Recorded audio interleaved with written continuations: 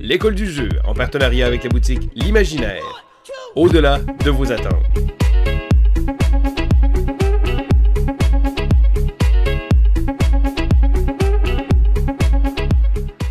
On se retrouve donc dans le second chapitre Among the Runes, à travers les ruines. Si vous n'avez pas écouté l'épisode 1, l'épisode 1, 2, 3 du premier chapitre, je vous encourage à aller les visionner. Ils sont disponibles sur la chaîne. Le lien est dans la description de la vidéo. Vous aurez donc les informations relatives à la première partie que nous avions jouée, parce que présentement, on se prépare pour la continuité en s'attaquant au second chapitre. Alors, tout ce que vous avez besoin de savoir concernant la mise en place, c'est que, premièrement, j'ai décidé d'y aller avec une approche avec la caméra fixe au-dessus. Ça vous donne un aperçu global de tout ce qui va se passer. Peut-être, par contre, que vous préférez avoir des aperçus rapprochés des cartes, des éléments de jeu. Dans le premier chapitre, j'avais la caméra à la main, mais c'était peut-être un peu trop turbulent pour certaines personnes. Alors pour le chapitre 2, on essaie la caméra fixe et vous pourrez me faire savoir dans les commentaires sous la vidéo qu'est-ce que vous avez préféré entre la caméra à la main ou la caméra fixe.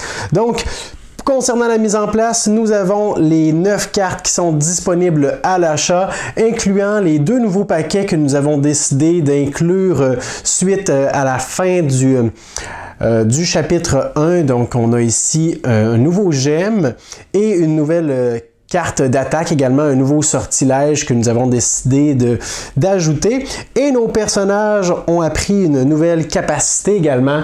Charge pour ce qui est de Skeltas, qui est un sortilège unique, et Skill Shot pour Faelwen, qui est également un sortilège unique. On avait la possibilité de choisir parmi tous ces autocollants, mais j'ai décidé d'opter pour 2 sortilèges différents. Je n'ai aucune idée si c'est une bonne façon de faire ou non. Nous avons ici l'enveloppe scellée contenant les informations pour le chapitre 2. Et donc, la première chose qu'on doit faire, eh bien, c'est de retourner cette carte et de commencer la lecture du chapitre 2 et de son introduction. Armé de nouveaux sortilèges et de gemmes dorénavant plus puissantes, vous réfléchissez aux avertissements de Brahma. Nous ne devons pas nous attacher aux brèches et au pouvoir qu'elle nous donne. Celles-ci peuvent nous corrompre. Vous rejoignez les équipes à la recherche de survivants dans les tunnels. Myst et Brahma aident quand ils le peuvent, mais ils se remettent encore de la bataille. Vous entamez le sauvetage des survivants blessés et votre cœur se soulève alors que vous explorez ce qui était jadis votre maison et ces nouveaux tunnels dissimulés qui avaient été oubliés avec le temps. Les survivants qui ont été retrouvés rejoignent votre communauté, reconnaissant de votre aide.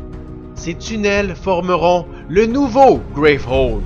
Vous êtes au fond de l'un des tunnels lorsque l'embuscade est déclenchée. Les grognements retentissent dans le noir tout autour de vous. « Qu'est-ce que c'est ?» demande le jeune survivant à côté de vous, agrippant une simple pierre comme une arme. « Maelstrom n'a-t-il pas été détruit par Desmodia ?» Vous projetez les survivants derrière vous en vous interposant entre eux et les monstruosités qui surgissent des ténèbres. Pladius apparaît devant vous, une bête imposante à l'armure épaisse et aux arêtes vives. Son corps tout entier est composé de lames affûtées. Les sbires de Maelstrom se sont regroupés sous la direction du lieutenant de ce dernier. Vous avez à peine le temps de réagir avant qu'il ne se précipite vers votre groupe. Cette créature était le lieutenant de Maelstrom. Il a été élevé pour la bataille et chaque modification ayant été apportée à son corps sert à renforcer ses instincts naturels. Redoutable adversaire, il excelle au combat au corps à corps. La raison qui le pousse à fouiller ces tunnels nous est inconnue. Peut-être cherche-t-il les derniers vestiges de l'humanité désireux de nous étouffer. Ou peut-être y a-t-il plus dans ces tunnels que ce que nous savons. Oh là là, oh là là! Alors, il y a beaucoup de nouvelles informations à prendre en considération. J'ai décidé de faire la petite mise à jour de la mise en place hors caméra parce qu'il y avait beaucoup de paquets à ouvrir, des autocollants à préparer, des nouvelles règles à acquérir également. Alors, je vous fais un petit topo de ce qui s'est passé. Eh bien, en lisant la prochaine carte, on nous indiquait d'ouvrir l'enveloppe du chapitre 2, ce que j'ai fait. Elle renfermait Bladius, notre nouvel ennemi, qui est le lieutenant de Maelstrom. Alors, on nous indique qu'il a 40 points de vie.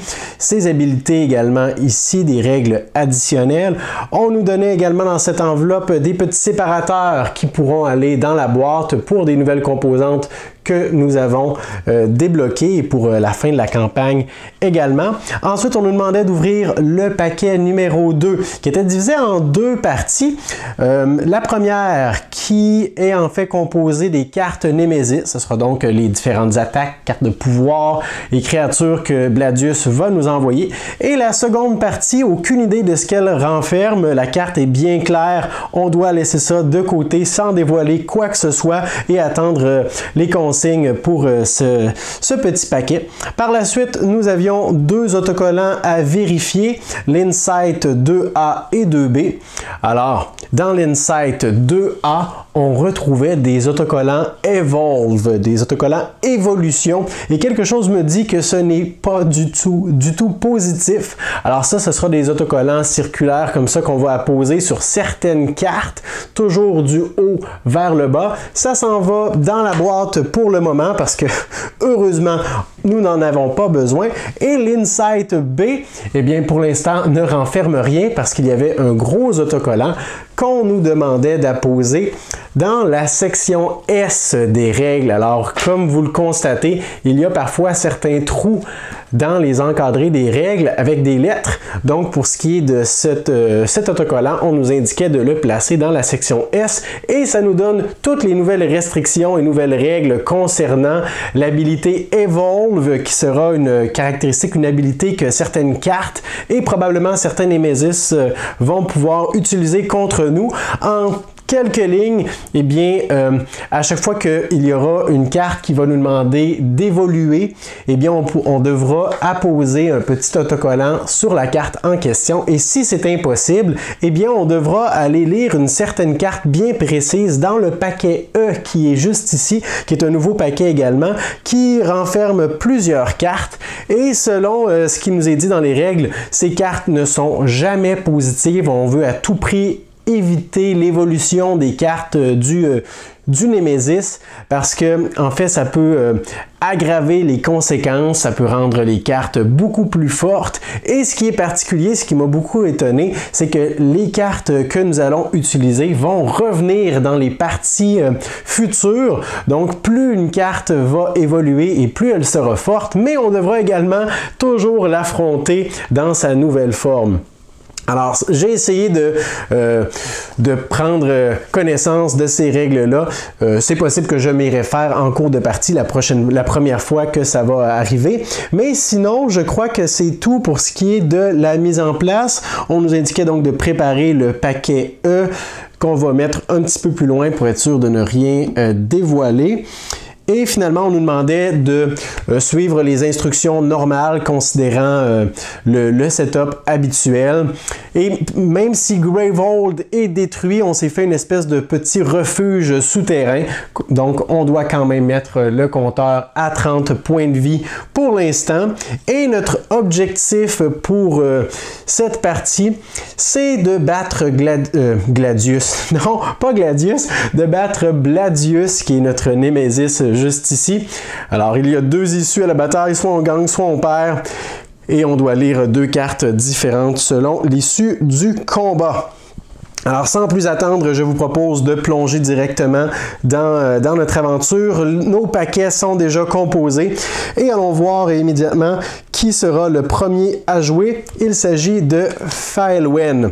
Donc, je vais prendre les cartes que j'ai en main. Aucune surprise pour notre main de départ. Je crois que ce serait un peu stupide de ne pas profiter notre skill shot, bien que si on le prépare ce tour-ci, on ne pourra pas l'envoyer parce que notre défausse sera vide. Ce sera plus tard qu'on pourra le faire, mais je crois que ce serait possible de l'effectuer, de le mettre en priorité du moins. Donc on va préparer notre skill shot ici. Avec 3 gemmes, ce serait possible d'aller récupérer la nouvelle carte ici, Breach Flare, qui nous permet de faire 2 dégâts et en plus de focusser la brèche numéro 3 de n'importe quel joueur. Ça, c'est très efficace. Mais il y a également une carte ici qui est intéressante. Je crois qu'on va aller chercher un petit peu plus de pouvoir d'achat en début de partie. Alors, on va utiliser nos 3 gemmes pour aller acquérir notre carte juste ici, qu'on va mettre là. Ce qui fait en sorte qu'on termine notre tour avec un spark inutile qu'on garde en main. À moins qu'on conserve notre skill shot pour le prochain tour. Ça ne changera rien parce que de toute façon, au prochain tour, on va avoir seulement 3 cartes dans notre défausse. Donc, c'est dommage, mais c'est pas grave. Alors, on va garder ça pour le prochain tour. Nous allons défausser nos cristaux et on doit alors piocher une nouvelle main. On retourne ça et on y va donc pour 1, 2, 3, 4. Donc on a notre main présente pour le prochain tour, alors avec nos sparks et nos gemmes.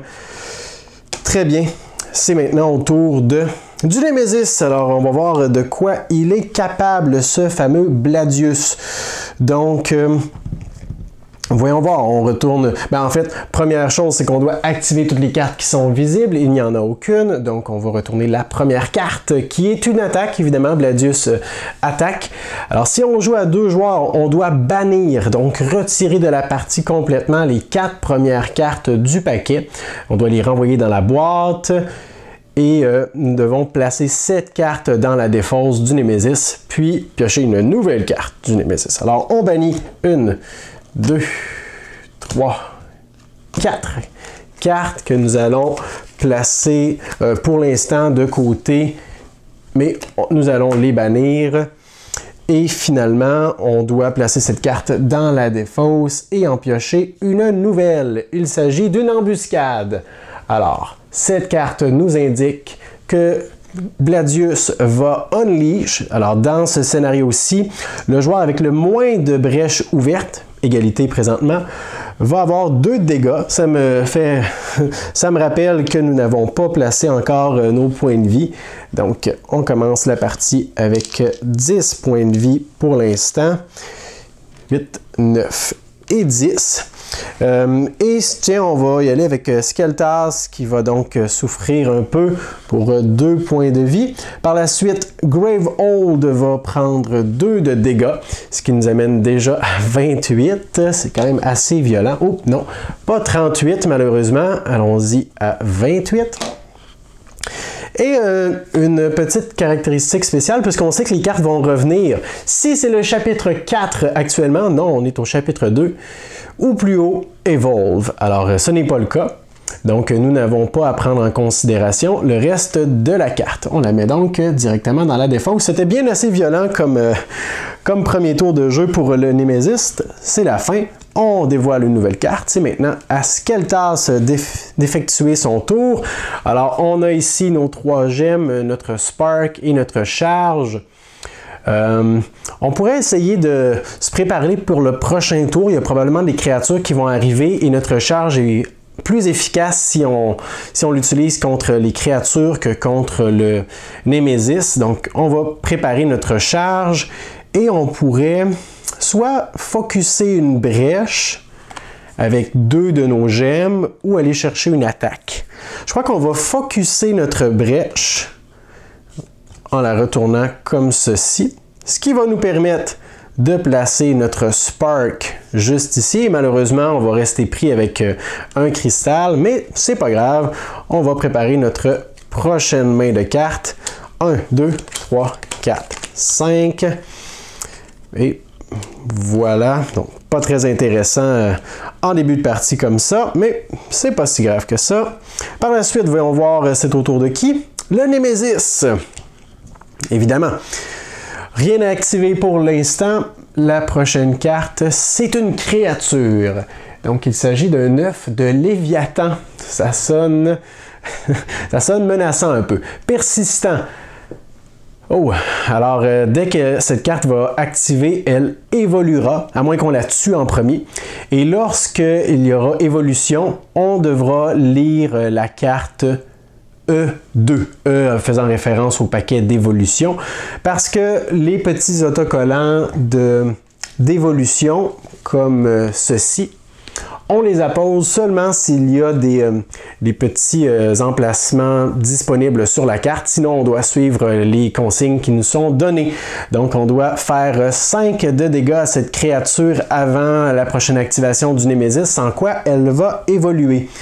Et un petit détail important, là, la dernière fois dans le chapitre 1, je mettais les petits jetons comme ça pour signifier les blessures. Il y a possibilité de faire ça, mais par la suite, après avoir filmé, je me suis référé aux règles et on nous conseille vraiment de placer les jetons de vie et de les retirer au fur et à mesure qu'on fait du dégât aux créatures. Alors, je vais y aller avec ce que les règles nous encouragent à faire. Donc 5 points de vie pour l'œuf qui pour l'instant n'est pas menaçant. La seule chose qui va arriver lors de l'activation, c'est que la carte va évoluer, mais on va essayer d'éviter ça quand même. Donc c'est la fin du tour pour le Némésis. Maintenant c'est à Skeltas de faire son tour. Je crois que nous allons en profiter. On a un potentiel de 3 dégâts qu'on peut faire. On va balancer notre charge directement sur l'œuf de Léviathan. Alors notre charge nous indique qu'on fait 1 dégât, mais si la cible est une créature, eh bien elle fait 1 dégât supplémentaire, donc 2. Quand même très fort pour une carte avec laquelle on peut commencer la partie. Ça s'en va dans notre défausse. Et par la suite, on va balancer notre Spark également, ce qui fait 1 dégât supplémentaire. On va peut-être réussir à détruire la créature, quoique le skill shot ne pourra pas nous être utile. Ça va dépendre des prochains tours. Par la suite, on va préparer notre Spark, je crois. Et avec 4 gemmes, il y a plusieurs choses qu'on pourrait faire. On pourrait ouvrir notre brèche. On pourrait aller chercher n'importe quelle de ces 3 attaques juste ici, ou même 2 cartes de Fire Chakram. On pourrait aller chercher une Radite juste ici qui nous donne plus de Ember. Cette relique est très intéressante, là, mais pour l'instant, elle est hors de prix. Celle-là m'intéresse un peu moins. Alors, est-ce qu'on y va pour les attaques ou pour le pouvoir d'achat? Je crois qu'on va dépenser nos 4 gemmes pour aller chercher les points incinérateurs qui nous ont été bien utiles lors du premier chapitre. Alors, on met ça juste ici. Lorsqu'on va piocher ces cartes-là, ça va être plein d'attaques. Et on remet ça sur le dessus. C'est la fin du tour de Skeltas. On va toujours tout de suite piocher nos prochaines cartes. 1, 2, 3. On retourne ça. 4, 5. Alors voilà. Et finalement, on termine avec Faelwen qui va faire son tour. On n'aura pas beaucoup de choses à faire pour l'instant avec... Bon, alors on commence avec notre skill shot qui fait 1 dégât parce que présentement notre défausse ne contient pas 4 cartes ou plus. C'est malheureux, mais on va l'envoyer sur l'œuf en espérant pouvoir le détruire avant la prochaine activation du Némésis. Donc ça s'en va dans notre défausse. Carte bien utile quand même un peu plus loin dans la partie. Nous allons préparer un Spark juste ici. Nous avons 3 gemmes. Il serait donc possible d'aller chercher un autre gemme ici pour avoir vraiment du pouvoir d'achat à long terme. Sinon, on peut aller chercher un Fire Chakram ou focusser notre brèche pour mettre notre prochain Spark. Bon, je pense qu'on va y aller un petit peu défensif pour l'instant. Alors, on va utiliser 2 gemmes pour focusser notre brèche et y placer notre Spark. Donc, oui, c'est défensif parce qu'on n'est pas en train de se préparer à long terme, mais en même temps, on peut préparer un Spark et l'envoyer rapidement. Donc, on reste encore une fois pris avec notre cristal supplémentaire. On met ça ici et on prépare notre prochaine main. 1, 2, 3, 4, 5... Et voilà. Oh, là par exemple, au prochain tour, on n'aura pas de sortilège à préparer, mais on va pouvoir acheter quelque chose de très intéressant. C'est la fin des tours, les 6 tours de la manche. Alors maintenant, on va pouvoir mélanger les cartes de façon un peu plus efficace que ce qu'on faisait lors du premier chapitre. Alors voilà, on va voir, c'est au tour de qui maintenant? C'est Faelwen qui va commencer. Alors très content de pouvoir nous débarrasser de l'œuf de Léviathan avant son activation. Donc on va balancer le Spark. On n'a pas le choix de lancer celui-là parce que notre brèche n'est pas encore ouverte, ce qui va faire un dégât. Et voilà, on vient de se débarrasser de cet œuf de Léviathan. Pour l'instant, on ne saura pas en quoi il aurait pu se transformer. Mais quelque chose me dit que c'est pas mauvais. Et est-ce qu'on envoie le Spark sur Bladius? Pourquoi pas, tiens, on va lui prouver qu'on est capable, on n'a pas peur de lui. Alors on lui envoie un dégât en plein visage.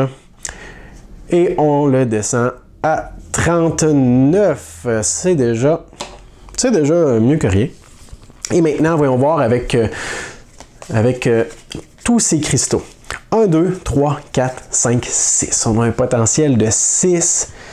Je suis très tenté d'aller récupérer un Crumbling Compound qui peut nous donner 4 gemmes à lui seul. 4 Ember, pardon. En même temps, Ethereal End, c'est très très bon. Ça permet de faire piocher 2 cartes à n'importe qui. La carte ici est excellente aussi. Je crois qu'on va y aller vraiment avec une stratégie à long terme, d'accord? On va aller chercher 1, 2, 3, 4, 5. On va utiliser ces 5 gemmes pour aller récupérer Crumbling Compound qui va nous donner vraiment un pouvoir d'achat puissant. Et après ça, je pense qu'on n'aura plus besoin de récupérer des gemmes. On va pouvoir se concentrer sur les reliques et sur les attaques. On garde notre cristal, malheureusement. 1, 2. On retourne le tout. 3, 4, 5. Et là, je pense qu'on devra garder notre skill shot si on veut pouvoir l'utiliser dans sa version la plus efficace. Maintenant, voyons voir, c'est au tour de qui? C'est au Némésis. Donc, aucune carte à activer puisque on a réussi à se débarrasser de l'œuf de Léviathan. On pioche une nouvelle carte. Il s'agit d'une attaque. Parry. Gravehold, 2 dégâts. Ce qui nous amène à 26. J'ai l'impression que le combat ne sera pas gagné d'avance. Et n'importe quel joueur doit défausser un sortilège qui est préparé. C'est malheureux, hein, si on n'avait eu aucun sortilège préparé, on n'aurait pas eu à subir la conséquence, mais Skeltas doit se débarrasser, doit défausser son Spark. Au moins, c'est pas un gros sortilège très puissant. Et on met ça de côté. Alors pour l'instant, assez défensif du côté de Bladius. On continue avec Skeltas, qui normalement aurait pu envoyer son Spark, mais ce n'est pas le cas pour l'instant. Alors nous avons un autre Spark, notre charge encore une fois. Je crois que nous allons équiper notre charge en prévision d'une créature qui pourrait sortir, à moins qu'on ouvre notre brèche. Oui, je crois que c'est ce que nous allons faire. On va utiliser nos 3 cristaux pour ouvrir notre brèche. N'oublions pas que l'habilité Unleash de Bladius, c'est que le joueur avec le moins de brèches ouvertes va avoir 2 dégâts. Donc, en ouvrant notre brèche, ça rend Faelwen vulnérable temporairement, du moins, et on va préparer notre Spark. Mais on va remédier à la situation très bientôt. On pioche nos 5 nouvelles cartes. 2, 3, 4, 5. Et on poursuit avec Faelwen. Aucun sortilège de préparé, donc pas beaucoup d'actions présentement. On a notre skill shot. Oui, je crois qu'on va être capable de faire quelque chose d'intéressant au prochain tour. Nous allons préparer notre skill shot et là, on veut essayer de se débarrasser du plus de cartes possible pour pouvoir utiliser la capacité améliorée. Donc, pour 4 gemmes, nous allons aller récupérer...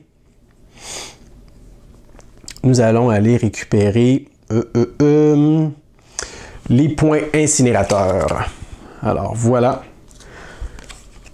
Ça s'en vient juste ici. On met ça sur le dessus. C'est la fin de notre tour. C'est maintenant à Skeltas de faire son tour. Là, on a la possibilité de garder nos sortilèges ou de les envoyer. Je suis tenté de garder notre charge en prévision des créatures qui vont déferler sur nous bientôt. Donc, ce qu'on va faire, c'est que nous allons balancer notre Spark. On va s'en débarrasser tout de suite sur Bladius. Et voilà. Et par la suite, nous allons préparer notre point incinérateur. Alors, si on a encore une carte qui nous oblige à défausser un sortilège, on verra selon les circonstances lequel on perd. Et on a par la suite 4 gemmes à utiliser. Je crois que c'est le temps d'aller se chercher un peu de pouvoir d'achat. Alors, on va utiliser nos 4 gemmes pour pouvoir aller récupérer la petite Radite juste ici, qui est plus efficace si nous avons plusieurs sortilèges de préparer. On va piocher notre nouvelle main. 1, 2, 3, 4, 5. On met ça juste ici. Et là, si mes calculs sont bons, je crois que c'est le Nemesis qui va passer à l'assaut. Voyons voir. Oui, c'est ça. Aucune carte à activer. Qu'est-ce qu'il nous réserve? Une autre attaque. Lunge. Quoi? 4 de dégâts sur Gravehold? Ça, c'est violent. Surtout qu'on ne peut rien faire pour bloquer ces dégâts, du moins pour l'instant. Et n'importe quel joueur doit défausser une carte en main. On va voir, j'ai oublié de préparer la main de Faelwen. 5 cartes. Alors, on a ici des cristaux. Si on en défausse une, on aurait 4 Ember à pouvoir utiliser à la place de 5. Oh non, 5 Ember, ça c'est très intéressant. Je pense que c'est Faelwen qui va défausser une carte. On va juste vérifier ce que Skeltas a en main. Bon, la même chose. Ouais, c'est Faelwen qui va défausser une carte. Elle va défausser un Spark de sa main, puisque c'est ce que la carte d'attaque de Bladius nous ordonnait de faire. C'est la fin de la manche. Et on mélange le tout. Alors, on est plutôt chanceux, j'ai l'impression, de ne pas avoir rencontré de créatures et surtout de les avoir fait évoluer.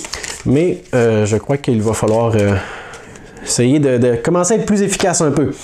C'est maintenant au tour de Faelwen qui va utiliser son skill shot. Un dégât assuré. Voyons voir combien de cartes se retrouvent dans notre défausse. 1, 2, 3, 4. Plus que 4. En fait, 4 et plus.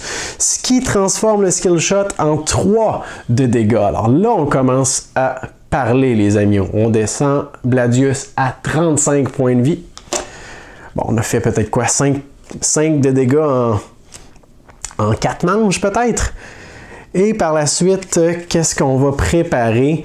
Je crois qu'on va préparer notre Spark. Et là, on a un choix intéressant.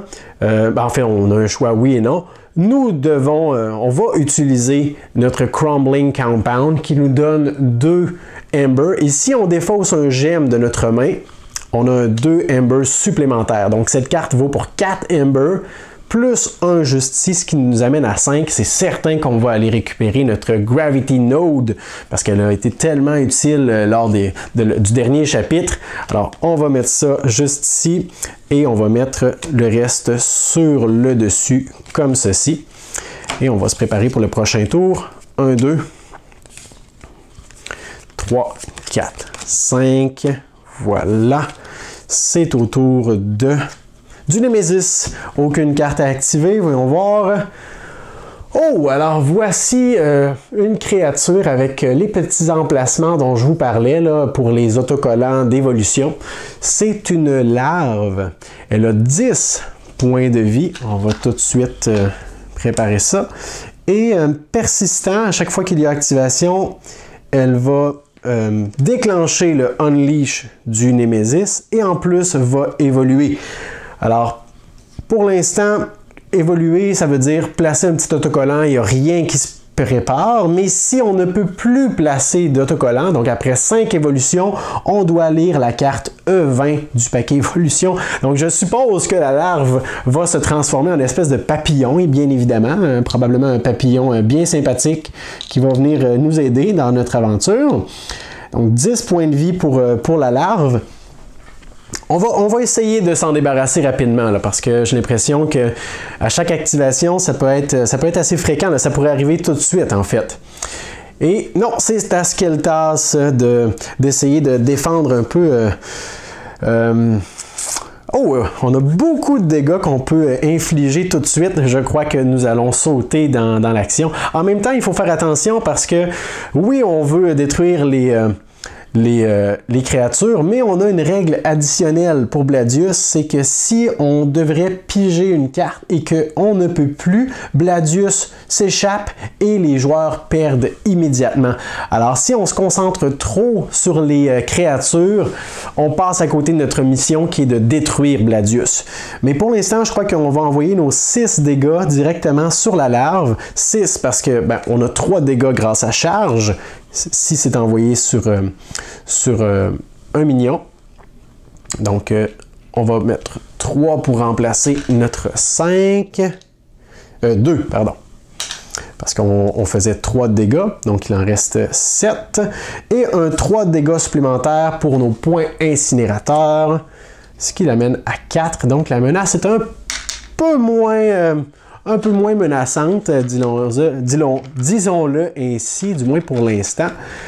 Et maintenant, qu'est-ce qu'on prépare pour le prochain tour? On va tout de suite placer 2 Sparks et avec 3 gemmes, on va aller récupérer une Breach Flare qui va nous permettre de faire du dégât, mais en plus de préparer la brèche de notre compagnon Faelwen.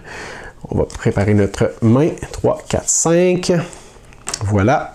Et c'est au tour de Faelwen, justement, de passer à l'action avec un seul dégât à infliger. C'est pas beaucoup. Un prochain tour, on va pouvoir en balancer 3. Faelwen avait déjà joué ce tour-ci, alors ce n'est pas elle qui va rejouer, le reste Skeltas et le Némésis. Donc, je crois que nous allons envoyer... Oh! On ne pourra pas tuer notre larve dans cette manche parce qu'on a seulement un potentiel de 3 dégâts sur 4. Mais on va quand même essayer de l'affaiblir. Donc, on va l'envoyer... Oh, est-ce qu'on a des attaques à 1 dégât prochain tour? Non. Alors, c'est comme si on gaspillait un peu nos attaques. Ce qu'on va faire, je crois que, chose certaine, on va envoyer notre Spark pour l'instant sur la larve. Là, j'essaie de penser un petit peu à long terme. Et c'est tout pour l'attaque. Mais on va préparer notre point incinérateur. Et là, on a un total de 1, 2, 3, 4, 5 Ember à dépenser. Voyons voir. Avec 5 Ember, on peut aller chercher une autre Compound. Ou une autre node. Intéressant. Pour 5. C'est bien ça? Ouais, 5. Allons-y pour la node. Ouais, j'aime bien cette carte. Ce sera la dernière qu'on va récupérer pour le moment, du moins. Et on va placer ça ici comme ça. Et voilà.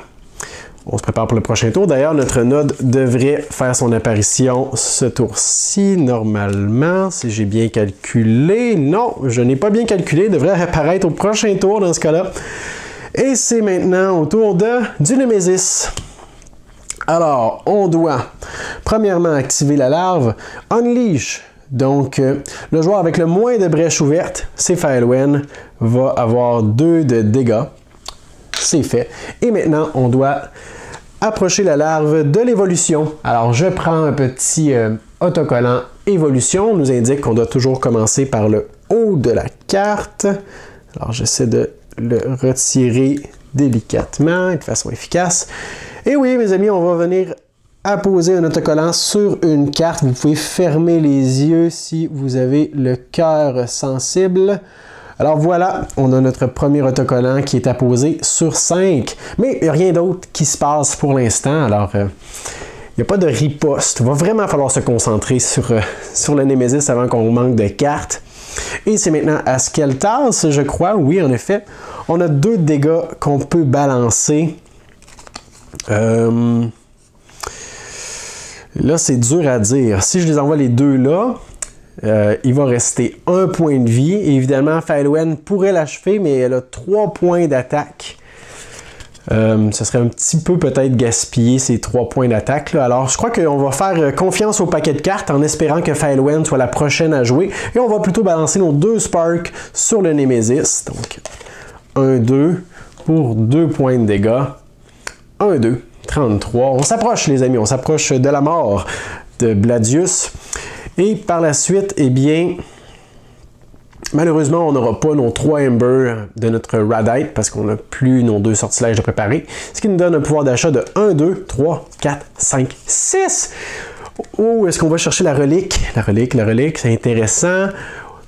On va le faire. Donc, on va chercher Ethereal Hand qui va nous permettre de pouvoir faire piocher 2 cartes à n'importe quel joueur, n'importe quel allié. Je vais vérifier dans les règles. Est-ce que allié, ça veut dire... même aux joueurs actifs. Je vais vérifier cela. Mais avant, on va défausser le tout et préparer notre main pour le prochain tour. 2, 3, 4, 5. On va mettre ça ici. Et voyons voir. Allié. Non, c'est un joueur autre que nous. Alors, Faelwen pour Skeltas et vice-versa. Donc, voilà. Au prochain tour, oh là là, au prochain tour, il serait possible de faire quelque chose de pas si mal si on avait 3 brèches ouvertes. On mélange ça ici. Voyons voir. Alors, allons-y avec Faelwen. Oh, c'est le meilleur scénario qui pouvait arriver parce que on va balancer notre point incinérateur, 3 de dégâts directement sur la larve, ce qui va la faire périr dans une espèce de sonore. Là, j'imagine une larve qui se fait piétiner. Là, ça fait une espèce de quelque chose comme ça. Et maintenant, on va se préparer pour le prochain tour. Nous allons certainement... où est-ce qu'on va avoir? 1, 2, 3. Il nous reste 3 cartes à piocher à la fin de ce tour-ci. Donc, si je prépare mon skill shot, il faut que je m'assure de ne pas utiliser ma défausse dans ce tour-ci si je veux au prochain tour faire 3 points de dégâts. Donc, à la place, ce que je pourrais faire, il faut que je me garde 2 cartes en main. Sinon, je vais vider ma défausse. Alors là, je vais seulement vérifier. J'ai 3 cartes à piocher. Si je vide ma pioche, je n'ai pas besoin de retourner ma défausse. C'est seulement si j'ai besoin de piocher dans celle-ci que je le fais. Donc, je pourrais ouvrir ma brèche, mais ça m'en laisserait juste une. C'est pas assez. À la place... Quoique, à la fin du tour, je mets ces 3 cartes-là. Non, ça ne sera pas assez non plus. Bon, là, on est dans l'analyse un peu optimale d'un tour. Je crois qu'à la place, ce que nous allons faire, c'est garder ces 2 cartes-là en main. On va utiliser 2 cristaux pour aller acquérir un Fire Chakram qui s'en vient ici. Ça s'en vient là. Je garde ces 2 cartes-là en main. À la fin de mon tour, je me prépare pour le prochain. 1, 2, 3, ce qui me donne 5 cartes. Je n'ai pas besoin d'emmener ma pioche ici. Et voilà. Et c'est maintenant à Skeltas de jouer. Aucun sortilège à balancer, malheureusement, parce que Bladius est sans défense. C'est le temps, là, les amis. Et là, on a un choix important à faire. Qu'est-ce qu'on veut préparer? Charge, point incinérateur ou Breach Flare. Et hop, on arrête notre aventure juste ici pour ce qui est de la première partie. Je vous invite à m'envoyer un pouce vers le haut si vous avez bien apprécié la première partie de notre second chapitre de notre campagne dans Aeon's End Legacy. N'hésitez pas également à vous abonner à notre chaîne si ce n'est pas déjà fait. Moi, je vous dis merci pour votre écoute et à la prochaine.